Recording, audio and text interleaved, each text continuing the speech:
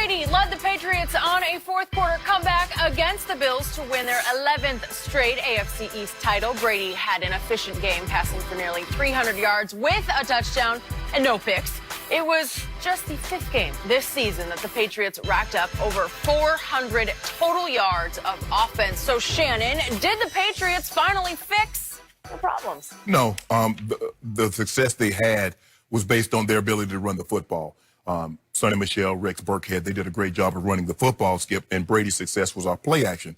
8 of 10, he was 8 of 10, 141 yards and a touchdown, 14 yards an attempt on play action.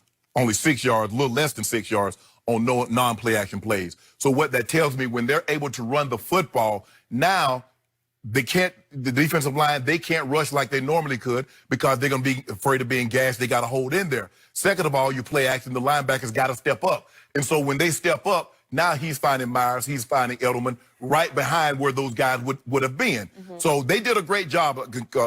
They did a lot better job running the football than I thought they would. I think they stuck with it. They committed to running the football, but this doesn't solve their offensive woes. And even with that being said, Skip, Josh Allen had an opportunity with about 2 minutes to go in the ball game. He missed a wide open Dawson Knox that could have got the game-tying touchdown. Now, we don't know if New England goes down the field, gets a touchdown, gets a game-winning field goal, but this is what we do know. They had an opportunity to really put some pressure and make Tom Brady execute in a 2-minute drive. Now, we've seen him execute those drives so many times before, especially in New England. But I would have loved to have seen that opportunity. But no, this does not fix, one game does not fix what ails the Patriots offense. I guess he got three new guys out of Dorchester because I didn't hear anything about the receivers. I didn't hear anything about Lacoste. I didn't hear anything about Edelman. I didn't hear anything about Myers or N'Keal Harry. You notice that, Jenny? When they win, Tom Brady is fixed. The moment they lose, look at those guys that he threw it to. Tom Brady, next gen stat says the receivers have the least separation of anybody. You see how you do? You see what y'all do with that, Skip? I'm not going to let you do that. Look, they ran the football. They did an excellent job of running the football, which surprised me considering how stout Buffalo has been at stopping the run. Give those guys credit. But I'm telling you what I don't like, Skip. Josh Allen had some opportunity to take advantage of that defense, and he missed some throws. Now, I'm not so sure Lamar Jackson or some of these other teams, Pat Mahomes, will miss those throws. But I do not believe the woes that the Patriots have basically suffered all year long offensively has been cured in one game. And I disagree. They fixed what ails them on offense, and he didn't do it with 3 guys from Dorchester. He actually did it with like 5 guys from Worcester. Do you know Worcester? It's way over on the other side of the state, right? So it's not even from the Boston area. That's how bad it was this time because he lost his one and only go-to receiver, Julian Edelman, for about a quarter in the second half. And still survived. Still survived without him. Zach Ertz came back and was pretty good. But there's a Dallas Goedert, and there's an Arcega-Whiteside, and there's a Greg Ward Jr., and Tom Brady would light it up with those guys. You give him Zach Ertz or Dallas Goedert, look out above, because here would come Tom Brady. But look out on Saturday. Tom Brady was Tom Brady on Saturday. That was vintage playoff Tom Brady. 42 going on 28. Stiff-arming Father Time and looking just like Tom Brady always looks about this time of year. And, yeah, he was a play-faking magician on play action. But he also, would you have him for 114? Or I had 141, 8 of 10. Okay, well, he threw for 271 on 26 of 33. He was deadly accurate. He was quick with the ball, decisive with the ball, and threw it with velocity. That was Tom Brady. And again, they got some run game going. Come on, Skip, stop that some run game. Sonny Michel had 96 yards, and Rex Burkhead is a closer, catching it and running it. All the biggest catches and runs were by Rex Burkhead. Could he even make another team in this league? I doubt it. But the New England Patriots know how to use him and use him at just the right times. And he was an unsung hero to what happened in the second half. Because remember, Tom Brady is going against the number 2 scoring defense in football. And he shredded that defense, which brings me to the other defense, the great Bill Belichick's vaunted defense. I'm not sure how far that defense can carry this team because now what's broke on this team is the defense. To all your points, They were very lucky to survive on defense, not on offense, because I don't know, again, what was the final score, 24? 24-17. Yeah, 24. I don't know how they scored 24 points, but on defense, my God, I thought Josh Allen had a chance to score more, and you're right, he missed Knox on the one play. Look at all the home runs that he threw.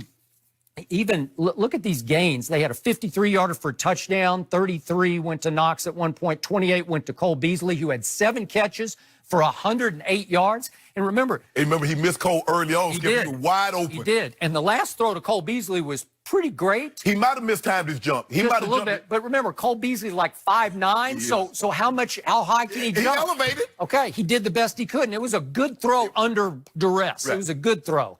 So the point was that I'm looking at what's happened since week 9 to Belichick's vaunted defense. A lot of people were saying was historically great, and it was statistically through the first 8 weeks of the year. Starting with that Baltimore loss at Baltimore, they're 6th in points allowed. They're tied for 18th in the league in rush yards allowed, and all of a sudden, here came, look what they had, 92 more went to Buffalo. They're 25th in sacks, and they're now tied for 15th in interceptions. And guess what didn't happen on Saturday? The defense has carried this team much of the year, and it had 0 takeaways. 0 takeaways from Belichick's defense? And yet Edelman came back and just relit the fire, caught a 30-yarder as soon as he came back in. And then he caught the 2-point conversion pass, and it was like the good old days were back again. Hey, Skip, on that long touchdown run to John Brown, I thought Devin McCourty got a little lax. He did. He's like, it was because he's supposed to be in a deep hole, and I think he saw, and he looked like he ran an out and up on Gilmore, and he's thinking, well, Stephon got this, and just for a second, he got careless. And then the next thing you know, Gilmore's like, hold on, you're supposed to be in the hole, and now John Brown's over the top of it.